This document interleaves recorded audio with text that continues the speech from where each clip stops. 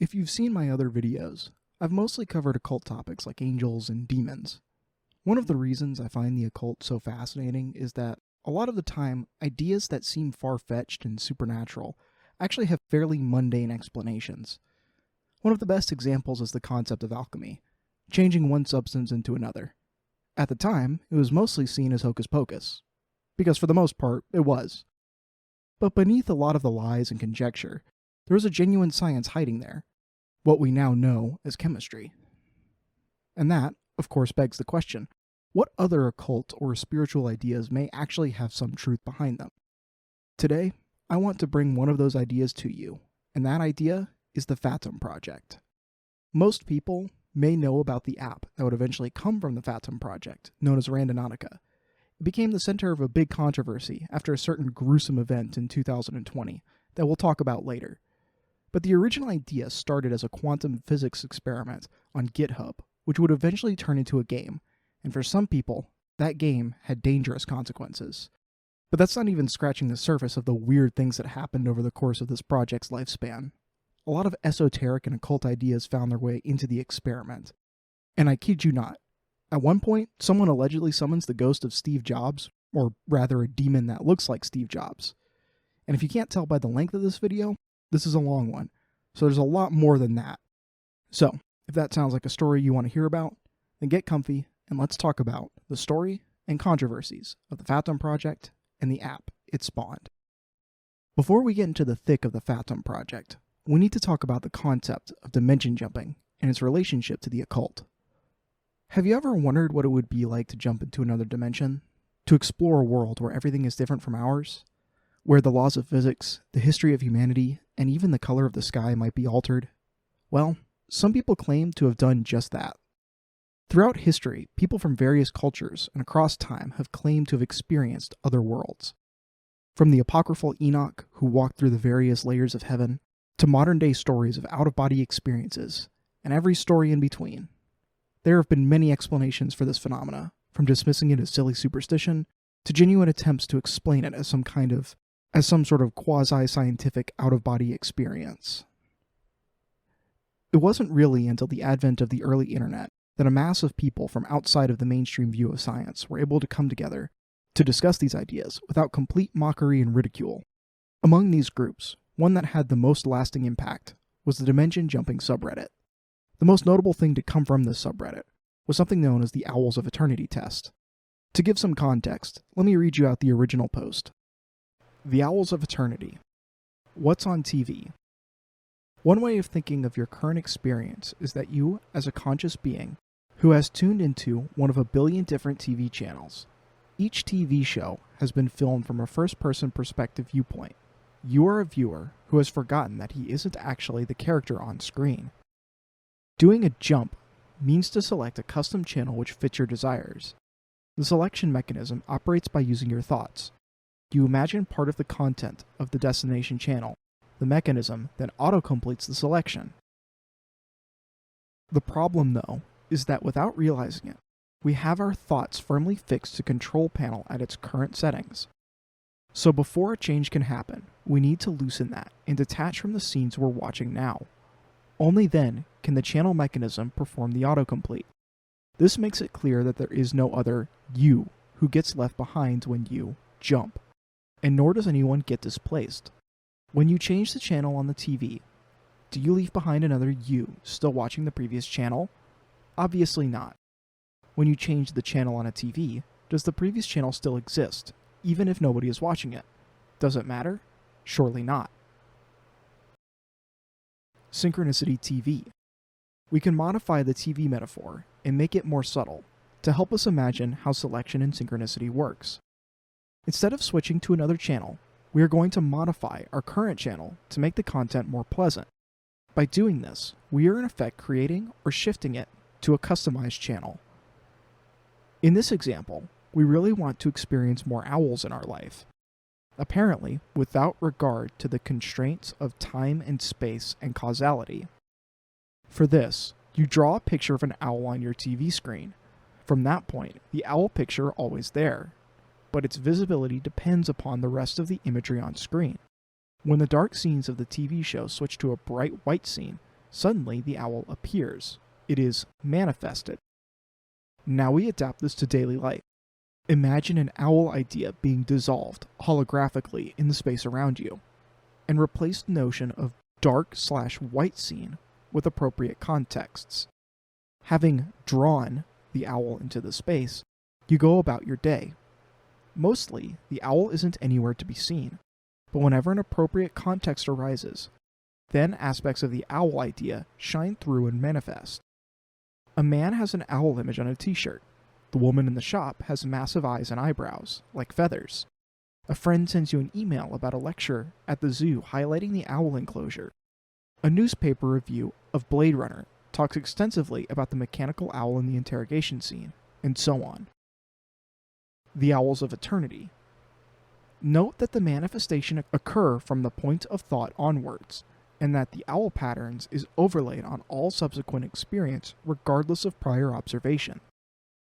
Hence, owl-related events might arise which, in the standard view, must seemingly have their origins in external events prior to your act. You may also notice, say, lots of owl-related items in your house, which surely must always have been there.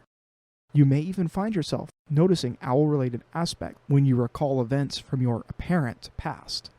In fact, you may well start feeling uncertain as to whether these things have always existed, or whether they only now have existed as a result of your act. These owls are spatially agnostic and have no respect for temporal matters. To simplify, the test suggests you can overlay something into someone's experience. In effect, create a screen over the experience so that some of the people will experience a pervading underlying theme or idea. This is going to come up again and again, but as we go further into the video, the ideas and concepts behind the Fatum project are going to sound much closer to the occult than traditional science. This will make sense later, but before I move on, I need to explain an occult concept, manifestation. For example, one of the most basic forms of low magic is sigil magic. To do this, the prospective mage writes their intention, usually in the form of a sentence, which is then transcribed into a sigil. That sigil is then charged via some form of occult ritual, and then ritualistically destroyed, usually by burning. All of this is done as a way of manifesting, or, as the Owls of Eternity test explains, overlaying that idea into your existence. The reason I bring this up is that the Fatum project, in a way, was an attempt to explain this general occult concept in scientific terms.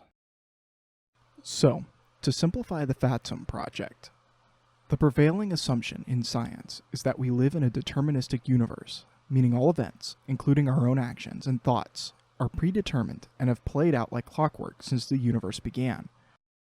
Fatum theorists disagreed. They claimed the universe is only partially deterministic, believing that the large-scale universe is predictable, but not so much on a smaller scale. The Fatum theorists believed that if they created a true random coordinate generator, it would be able to point them in a direction that would take them outside of their predetermined path in the universe, and therefore be able to escape reality in some way, whether that be through a form of dimension jumping, which I just covered, or through some other overlaying method, like I talked with manifestation. These original ideas were laid out in a GitHub post. In this GitHub post, which we'll cover in a moment, they discuss things like true randomness, and experiments that show that true randomness does seem to occur, at least on the quantum level. But before we get into the GitHub post, I want to talk briefly about the history of the app and how this idea came to be. It all started with the idea that there is true randomness, at least on the quantum level. The Fatum theorists wanted to come up with a way to exploit this randomness.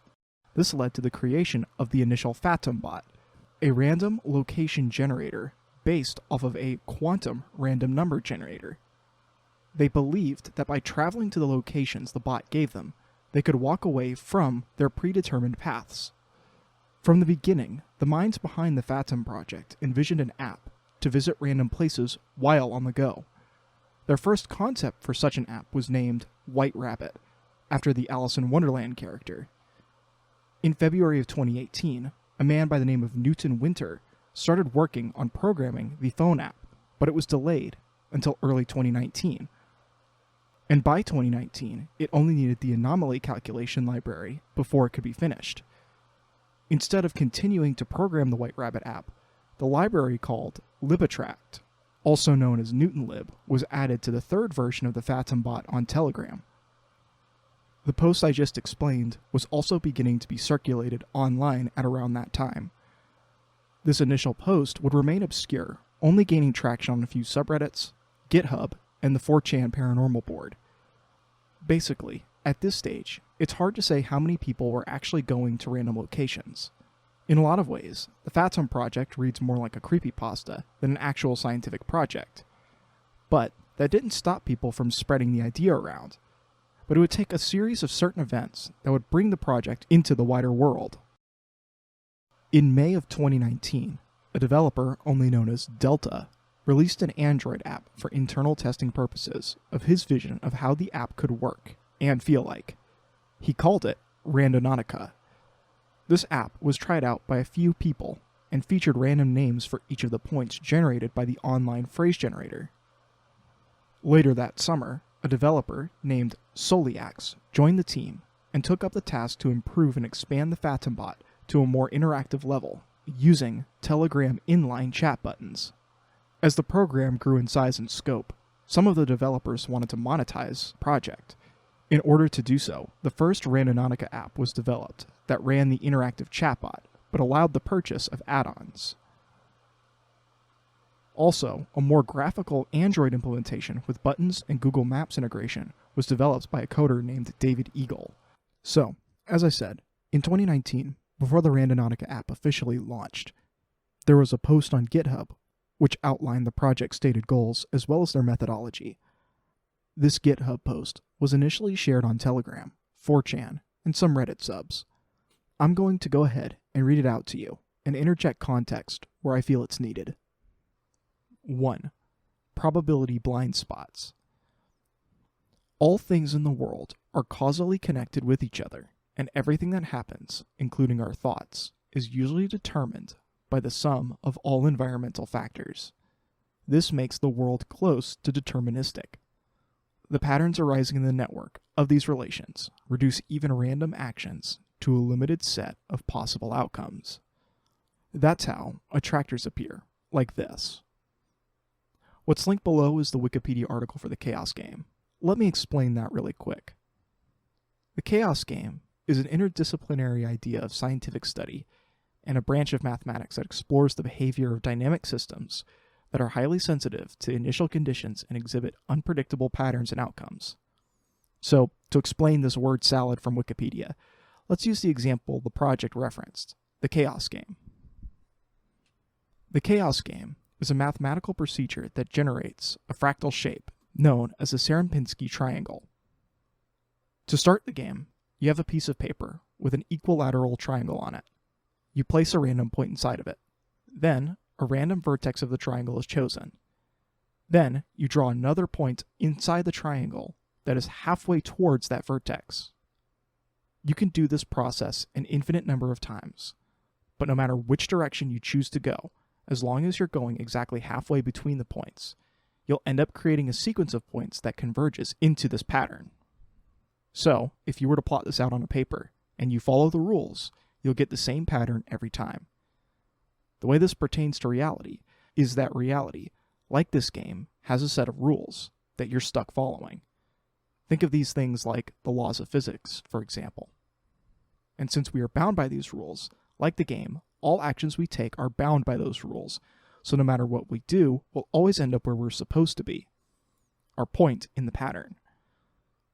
But that's assuming that you follow the rules of the game. If you're writing this out on a piece of paper, you can plot a point wherever you want. You can change the pattern. So, that leads the question, is there a way we can break the rules of our reality, like we can break the rules of the game, to do something the universe doesn't expect? Is there really real free will? The post continues.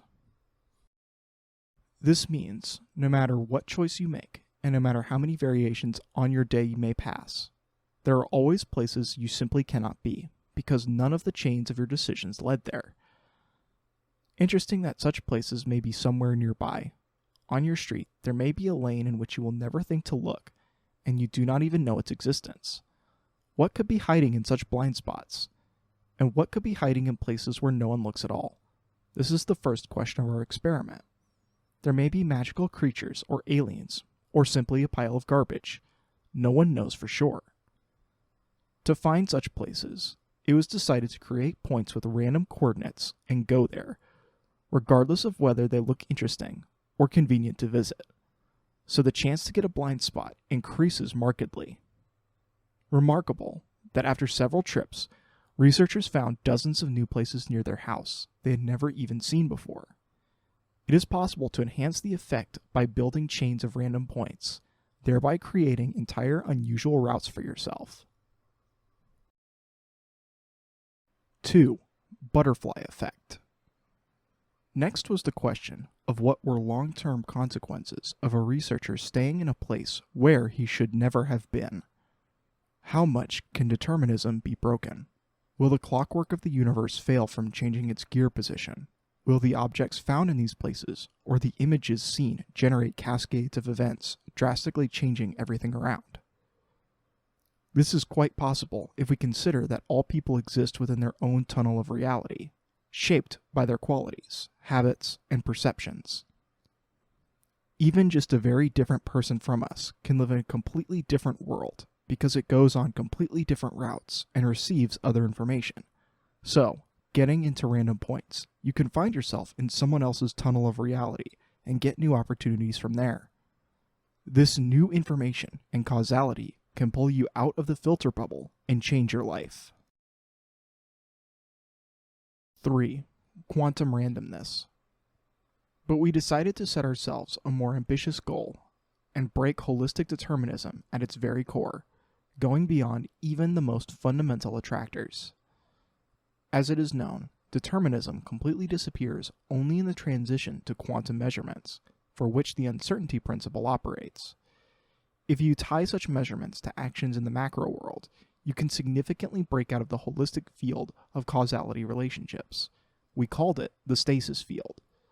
So you can even find yourself in places where the usual randomizer would never lead you because of its dependence on the launch time in mathematical operations. We managed to find 2 available sources of quantum randomness. One of them, QRNG, is an open server, which they link here, which receives random numbers by measuring the magnetic field fluctuations of virtual particles in a vacuum. The second, REG, is an REG-1 Celeron hardware module purchased from the internet using tunnel effects in a field effect transistor.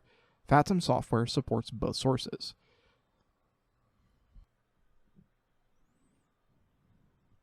4. Stasis field. Stasis field is the entire set of causal relationships that limits the variability of potential outcomes. At the application level, this is the power that holds us in our reality tunnel, making your life predictable to a certain extent. The original post doesn't do a very good job of clarifying, but later on, these concepts of reality tunnels were better defined. Generally, they're viewed as a frame of reality perception, formed by a totally deterministic pattern in your behavior. For example, the places you visit during the day would be determined by the route you take to work or school. It could also be more subtle, like your inner thoughts, like, why am I here, or where am I supposed to be in the world? Attempts to escape this reality tunnel may cause a convergence force, what they call the stasis field. Anyway, back to the post. When disturbed, the stasis field tends to converge. That is, it will prevent you from exiting the probability tunnel. In addition to obvious physical limitations, the mimetic factors of the stasis field will create the greatest convergence. These may include any boundaries of consciousness that predetermine your behavior, studied methodologies, prejudice attitudes, the habit of noticing things only on certain grounds, etc. So, mimetics gets mentioned a lot, and they also didn't include any kind of definition in the original post. So I'm going to go ahead and give a brief primer here. The word meme was originally proposed by Richard Dawkins. Mimetics became an occult concept shortly after. Basically, every aspect of humanity is subjugated to the concept of natural selection, the idea that successful ideas survive and the unsuccessful ideas die out. these ideas survive in the minds of people. It's a modern-day explanation for principles that were generally understood by occultists. The concept of the transfer of information works upon the occult in the following manner.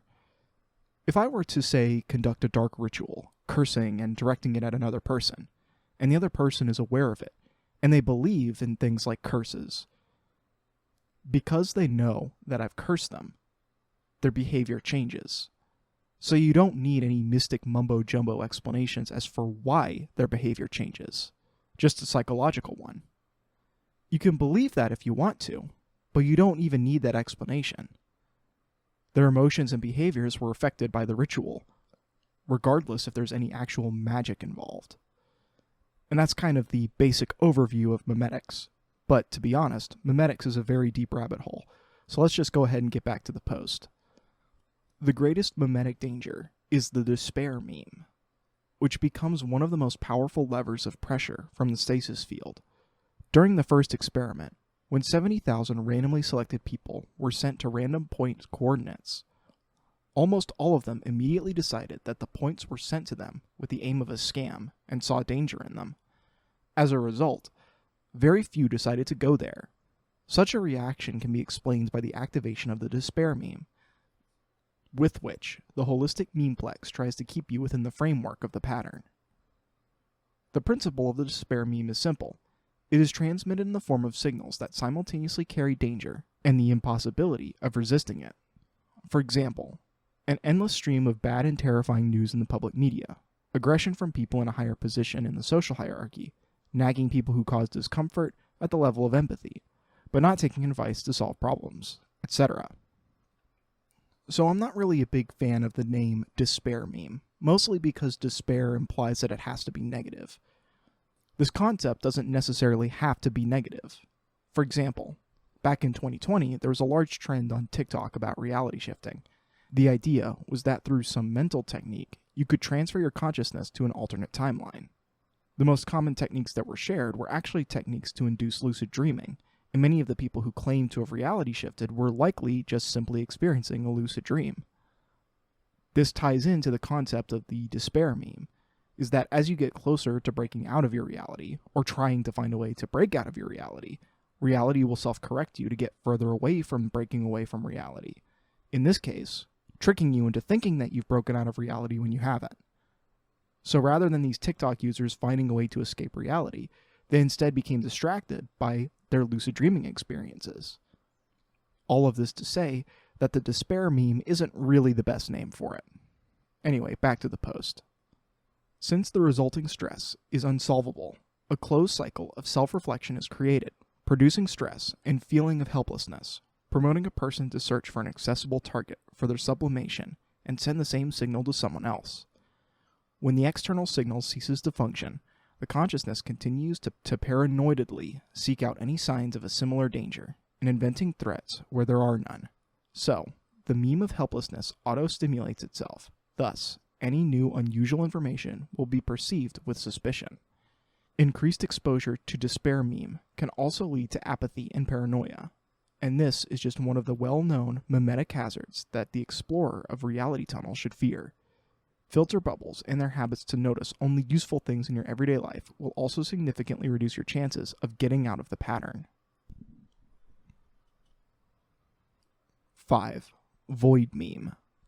The main memetic component of the Fatum system is the void meme. Void memes are the open questions. In our case, this is the great unknown, laying outside the deterministic world.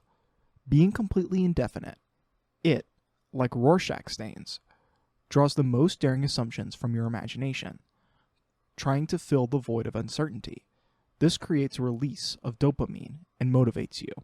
And since energy is expended in the search for truth, the mind seeks confirmation of its expectations and pays attention to anything even slightly unusual. In this way, the ability to notice anomalies is greatly increased, and any anomalies that are noticed form new attention filters, which, due to the Bader-Meinhof effect, makes it possible to notice new types of things. This changes your very vision of the surrounding world, thus completing the creation of a new reality tunnel. You are involved in a new system of causal relationships, not only at the causal, but also on the mimetic level. You begin to not only find yourself in new areas, but also act differently. It is necessary to take into account the effect of talking walls, which has been repeatedly observed by participants in the experiment. It lies in the fact that, arriving at the point of Fatum, the researchers begins to notice the writings on the walls have interconnected content, similar to an attempt to communicate with them. The effect can be associated with a void meme, as a result of an attempt of mind to confirm its expectations of the supernatural. But often the coincidence of writings were so improbable that we cannot be sure of this. One of the concepts that's going to pop up a lot as we discuss the rest of the Fatum project is the concept of synchronicity, and the void meme is just one of those cases. Basically, synchronicity is the idea of meaningful coincidences. For example, have you ever thought about something? It could be anything. And then at some point in the day, someone, for no reason, completely unprovoked, will mention that topic to you. That's just a hypothetical example, and synchronicity is a deep rabbit hole, so I'm going to go ahead and continue on with the post, but just know that synchronicity is going to pop up a lot from here on out.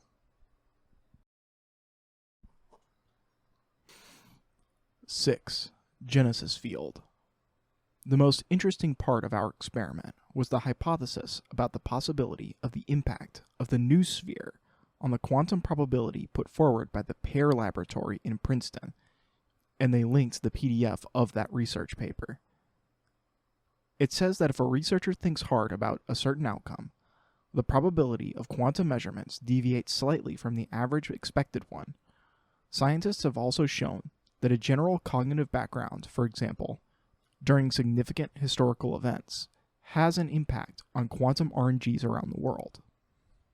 So, to explain the Pear Laboratory experiment that they were referencing, in 1979, scientists from the Princeton Pear Laboratory, which is the Princeton Engineering Anomalies Research, took up the study of this phenomenon.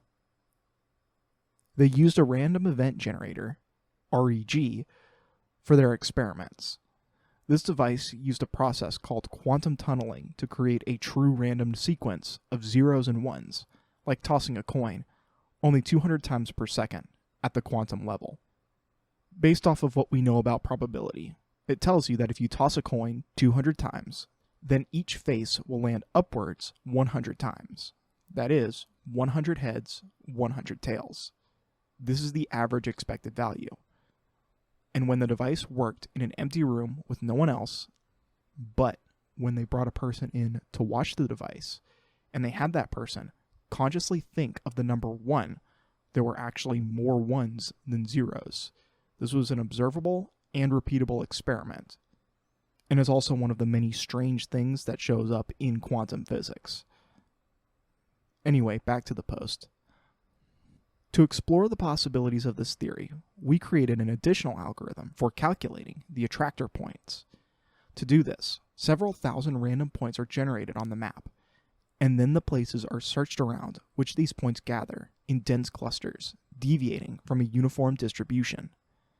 It is assumed that probability anomalies can appear in these places, or being there can trigger a cascade of events leading to a significant consequence.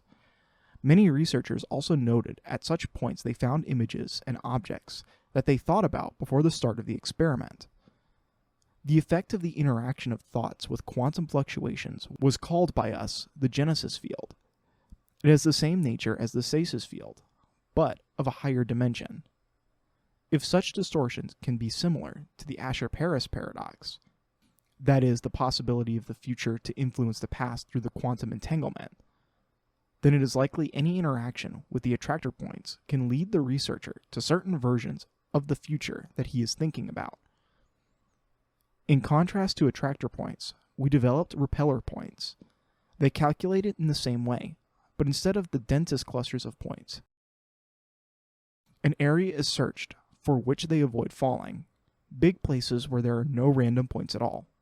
Such places may be blind spots of the Genesis field.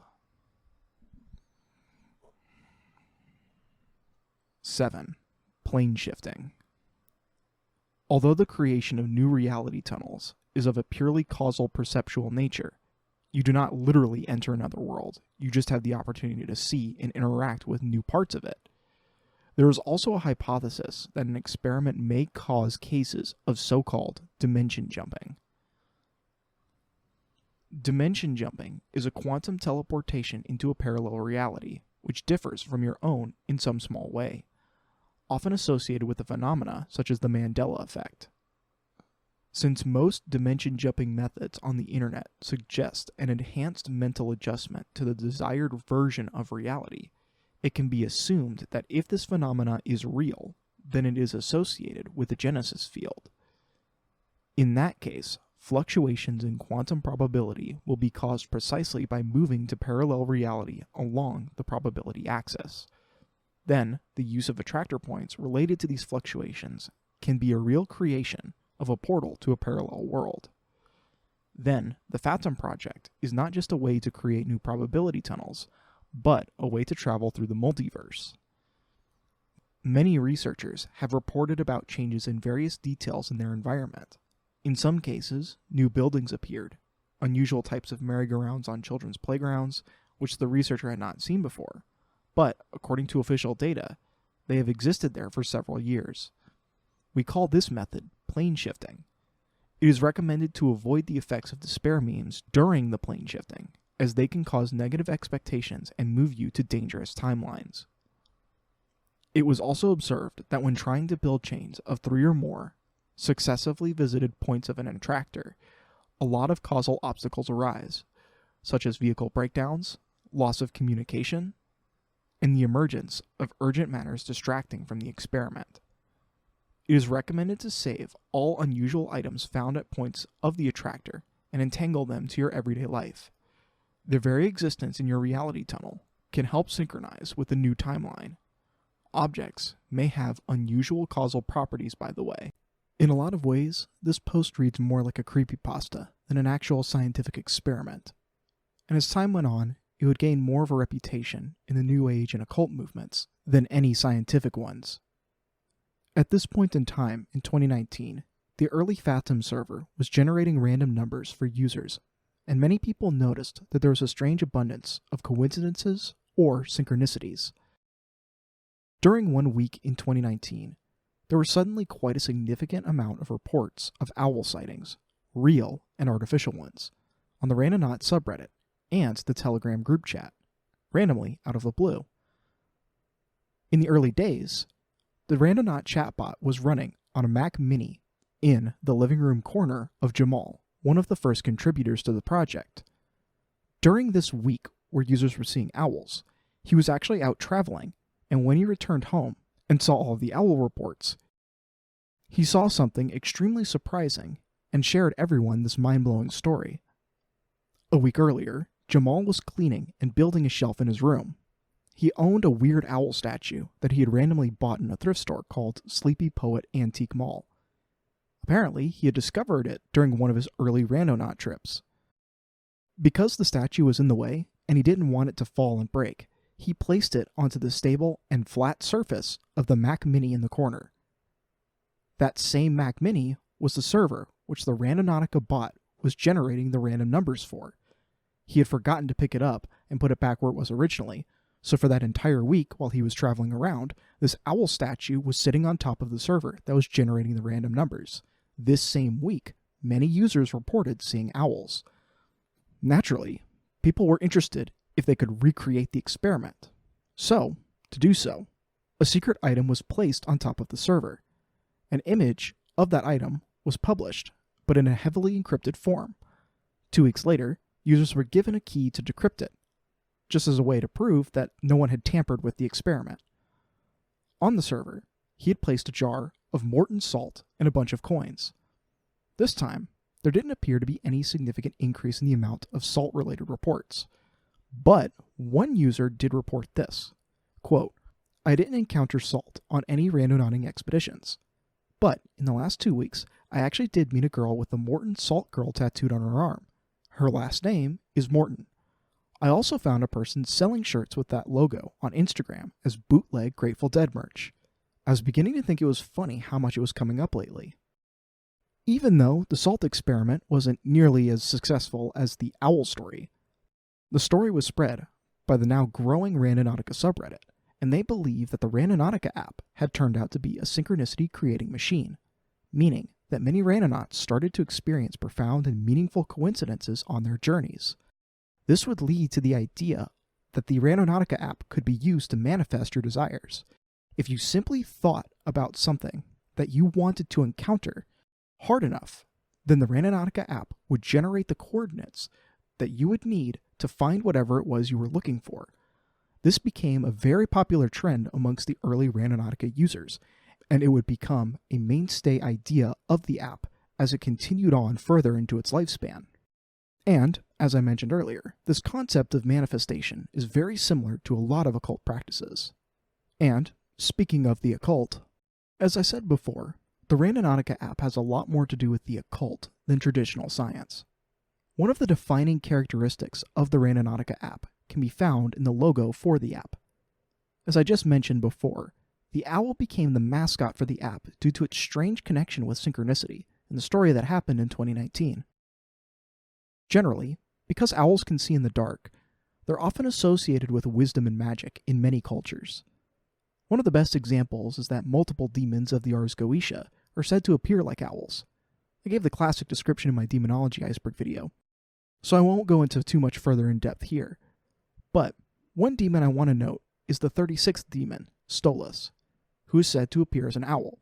Stolas is said to teach all things about precious stones, herbs, as well as matters of astronomy in the universe, meaning that Stolas would have the true knowledge of theoretical and quantum physics.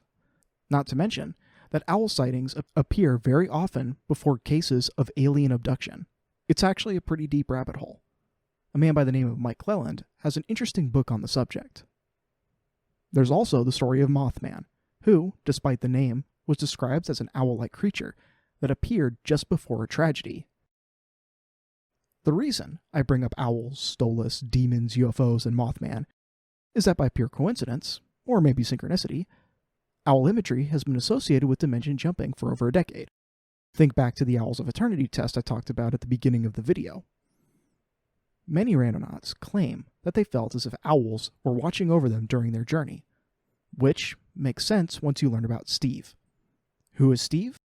Well, remember how at the beginning of the video I talked about the demon or the ghost of Steve Jobs?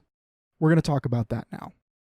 Steve is the tongue-in-cheek patron saint of randonauting, whose purpose is to protect randonauts from unpleasant experiences and to usher novelty into their lives. Apparently, he lives in Telegram group chats and can be invoked to show one of his many faces using a command /Steve. According to one account, he was birthed into existence through a magical ritual by two core contributors of the project and conceptualized as a benevolent, genderless, shape-shifting servitor, or an egregore. An egregore, and in this case a servitor, is another occult concept that snuck its way into the scientific experiment. To quickly explain what a servitor is a thought form. You can think of it as an imaginary friend who actually gets things done for you in a very subtle way in the real world. Things like helping you find job opportunities or maybe finding friendships, subtle things like that. An egregore is just simply a thought form with multiple people. In this case, Steve would be both a servitor and an egregore since it was created by multiple people. Regardless of how it's created, the concept of the servitor is that it will do whatever task it was created for and will work at that life purpose tirelessly without distraction. And, because of that, things can easily go very bad. However, while this official account claimed that this entity was simply a servitor created by benevolent magicians, there's another origin story for him that's just a bit darker. Here's a quote from one of the early Telegram posts. Quote, "An early randonaut and developer named Theo, who created the temporal algorithm that we use as one of our sources of random numbers, once told the story of a dream he had. He saw a demon figure suspended, floating in midair, surrounded by spheres with circuitry inside called D-Wave Machine. This demon, called Atlas, was created by big tech corporations to help them understand alternate universes. Because he didn't have the DNA to understand them otherwise, the demon could change his appearance and had many faces. Once, he looked like Steve Jobs, and said in the dream, I'm all kinds of Steve. Of course, this is a completely bizarre and out there story, and naturally, this catchy line and the idea of a multi-faced shape-shifting entity became kind of a running joke inside the Randonaut Telegram group chats. And one day, someone dropped a link to the deep learning style GAN webpage, thispersondoesnotexist.com, a really disturbing site that randomly generates human faces. A few lines of code, and Steve, the shape-shifting chatbot, was born. There's also an invocation phrase, which is basically a prayer to call Steve. Oh Steve, Steve, Steve, from despair give me reprieve, help manifest what I believe. Oh, all kinds of Steve. The weirdness that the early Randonauts experienced didn't end there. The first, and most viral meme in the Randonauting community, is a piss bottle. Yes, I'm not joking. A bottle of urine. When the Randonauts community Telegram chat was created in 2019, one of the first Randonaut trips of this chat was done by a user known only as Comrade. While he was making a multi-point chain, which is basically going from one point to another in quick succession, it was during his second point he took a photo of the lawn near the road. While inspecting the photo, someone in the chat pointed out this bottle seemed kind of suspicious. Shortly after that, he went to investigate the bottle, and discovered that inside was indeed human urine. It's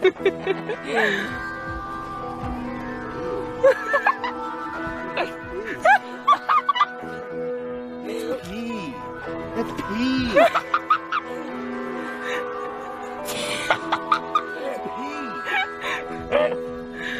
A full bottle. What?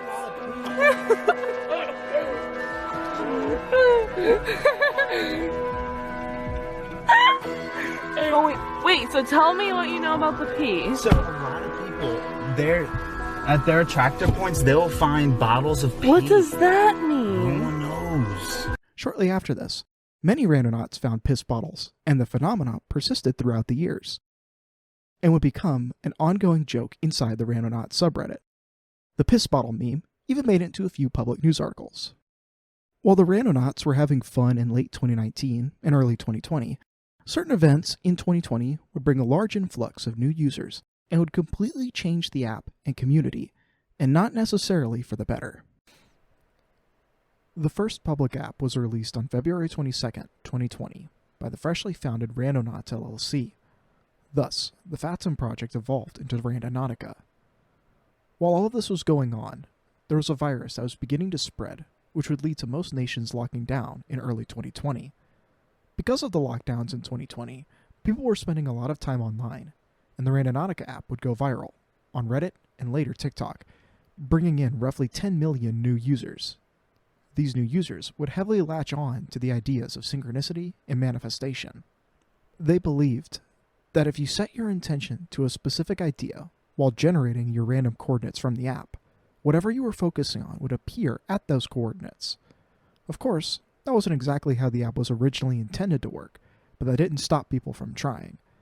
In most cases, they wanted money or some kind of tangible good, but not all of them. For example, one user was led to a house with a bunch of welcome signs taped to the front door. The Randonaut knocked on the door and met a man who had just asked the universe for a sign. He was working on a speech, and he was very nervous about giving it, and needed some kind of inspiration. They were surprised and elated upon meeting. Users would manifest a whole assortment of different things with interesting results. Let's take a look at some of these early posts. My intention was a sign that I'm in the right relationship with the right person. First time randonauting. My intention was money, and I found an abandoned mansion with this way to go underneath. The greed wasn't enough to let me go under there. My intention was glitch, kind of looking for a sign to know if the reality we live in is a simulation. Guess I found it. First time Randonauts user. My 8-year-old daughter wanted to come across fairy magic. Close, right? Intention was something exciting. Well, the posts I just read are very representative of the early days of the Randonautica app, with people mostly using the app for fun or genuinely trying to gain material wealth. But that isn't always the case. One of the more interesting and downright bizarre posts in the early days of the Randonautica app, is a story that would lead to a group of entities known as the Unseenlings. Here's the original post. This occurred around midnight, and all parties involved were sober. Myself and two close friends, we'll call them K and N, set out on our journey with the intention of initiating the fight or flight reflex. Bad idea, by the way. All three of us meditated on situations that would cause this, and our generated void point was in the middle of an empty field, which K grew up next to and was always creeped out by. Apparently, he pictured this exact field during our meditation. He has never been one to mislead, so I trust that that's the truth, 100%. Already terrifying. The three of us hop a fence to the field and make our way toward the point. There wasn't anything right on the point, so we decided to explore the field a little. We didn't walk more than 15 or 20 feet by the light of our phones before we stumbled across what could only be described as crop circles. More likely from kids doing burnouts in the field or something, but they were perfect circles in the short grass. We stepped over the first concentric circle, then the second. We then heard a horrible noise, somewhere between a snarl and a pig squeal. K and N are ready to book it, but I convinced them to grow some hair on their balls and push on. Terrible idea. I couldn't see what made the sound, but for some reason, we all began to look at the same patch of darkness under a tree about 150 feet away. Also weird that we knew to look at the same spot without any sort of communication. I thought I could make out a white blob in the darkness, but couldn't figure out whether it was just one of those eye spots or something actually there. It either got brighter or it got closer to our lights, because as soon as I realized that something was in fact there, but every time I tried to look at it, it would jump to the right of my periphery. And when I tried to look at it again, it would jump to my left periphery. A few moments after I realized this, K said, "I can't look directly at it." N said, "I was just about to say something. Me neither." I told them the same. I tried to view it through my peripheral vision, at which point it started vibrating violently, and then very quickly advanced on us. Needless to say, we used every drop of adrenaline sprinting away, falling over the fence and tearing out of there in my car. I'm a very literal, tactile, scientifically minded person.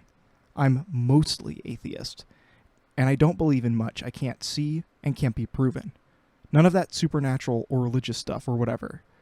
But whatever we saw that night was real, and it did not want us there. It was certainly extra physical. The fact that it changed position when we observed it, and uniquely timed position changes for each of us individually, leads me to believe it must be something quantum related. But to be honest, I'm not really sure what the hell it is. Shook all of us to the core, and we're all very emotionally, physically, mentally, philosophically stable individuals, so that means a lot. These Unseenlings were just one of the many quasi-supernatural things going on with the early Randonautica community. And as the seemingly quasi-supernatural community grew, it was only a matter of time that it would fall into the hands of the biggest group of quasi-supernatural experts, the teens of TikTok.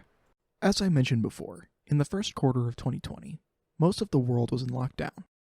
Because of this, many online sites and services saw a massive uptick in users, TikTok growing into a juggernaut seemingly overnight. I don't know why TikTokers gravitate towards the occult, they just do. And they ran the Randonautica app into the ground. Several viral challenges, hoaxes, and posts would skyrocket the app into infamy in early and mid-2020. During the peak of interest in the Randonautica app, hundreds of stories would be posted to sites like Reddit and TikTok. While most were fake or not interesting at all, there are a few notable, interesting stories from this time period that I'd like to go over. One Reddit user set his intention to something creepy.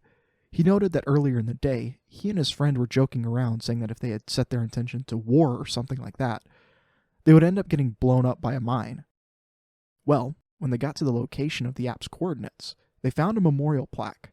The plaque read, Demeanor Salvatore Agostini, died by a mine in 24/04/1945. A creepy coincidence. Another Reddit user decided to set his intention as to find something spooky. The app took him to a forest, and when he started getting close to the point, he started to feel very uneasy.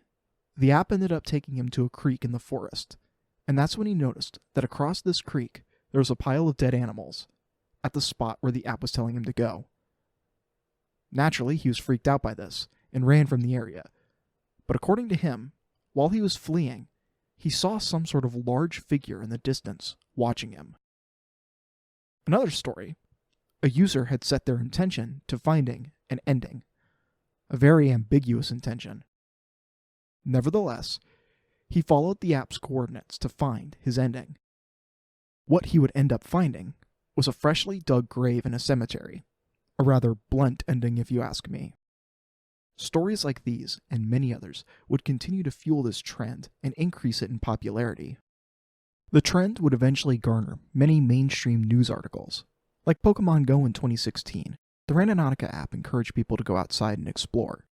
And, like Pokemon Go, it got the same criticism. People being robbed, people trespassing on private property.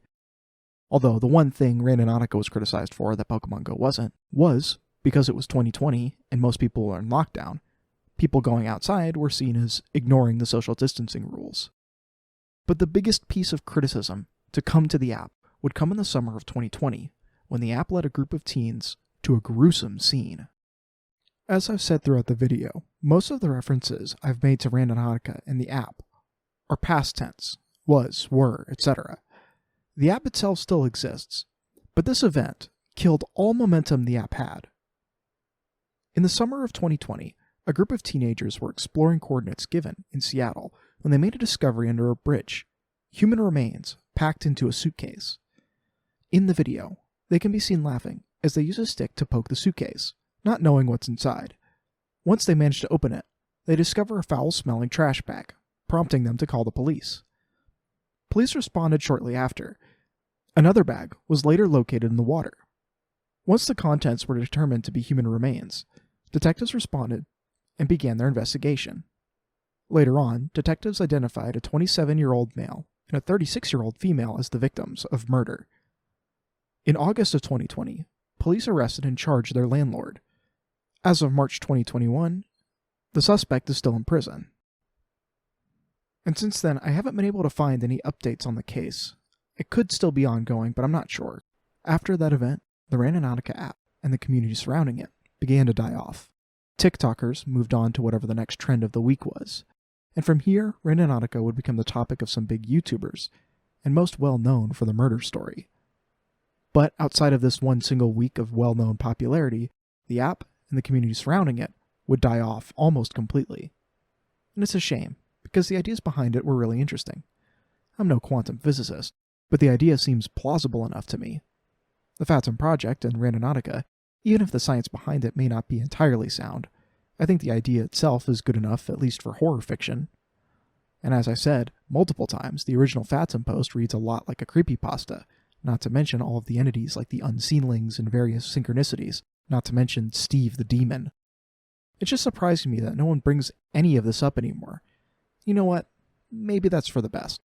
A similar concept came around in late 2019, The Backrooms, an obscure internet story that basically involved a lot of the same ideas.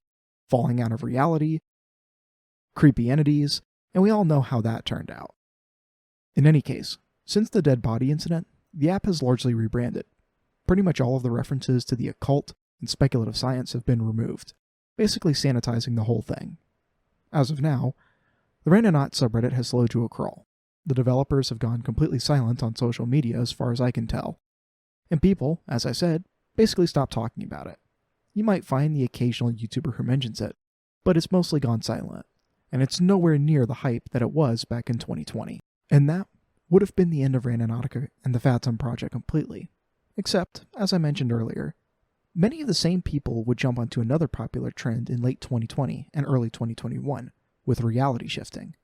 Many content creators decided to promote or talk about the idea of reality shifting in order to take advantage of this highly popular trend. This led to the rapid invention of complex theories, often calling upon alternative interpretations of things such as quantum physics and the many worlds theory. The Fatum project post, as well as Randonautica, would often be referenced in a lot of these theories. This hybridization of other concepts, such as astral projection, as well as some declassified CIA records, further cemented the belief that you could easily shift your consciousness to another reality. Because of the way ideas spread, information is usually lost.